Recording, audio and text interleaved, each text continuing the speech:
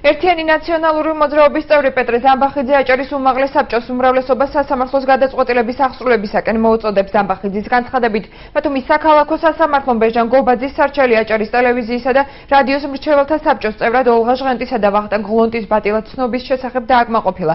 პარალელურად აჭარის უმაღლეს საბჭოს დაევალა ახალი ადმინისტრაციულ-სამართლებრივი აქტების გამოცემა ბეჟან გობაძის საზოგადოებრივი მაუწყებლის აჭარის ტელევიზიისა და რადიოს მრჩეველთა საბჭოს წევრად არჩევის შესახებ. დეპუტატის განცხადებით, სასამართლოს გადაწყვეტილების მიუხედავად აჭარის უმაღლესი საბჭო პროცესს შეგნებულად აჭიანურებს და ამით ბორდის დაკომპლექტებას ხელს უშლის. აჭარის უმაღლესი საბჭოს იურიდიული კომისიის თავმჯდომარე აცხადებს, რომ საკითხი სამართლებრივ ჩარჩოებს არ სცილდება და სააპელაციო სასამართლოს დასკვნას ელოდება. დეპუტატი აცხადებს, რომ პარალელურად კონსულტაციები გრძელდება უმრავლესობაშიც. ეროვნული გადაწყვეტილება მიიღო უმაღლესი საბჭოს ხელმძღვანელობამ, მათ გაასაჩირეს 19 დეკემბერს ბათუმის საქალაქო სასამართლოს მიერ გამოტანილი გადაწყვეტილება საზოგადოებრივი მაუწყებლის აჭარის მრჩეველთა საბჭოს, აჭარის ტელევიზიის მრჩეველთა საბჭოს წევრებთან დაკავშირებით.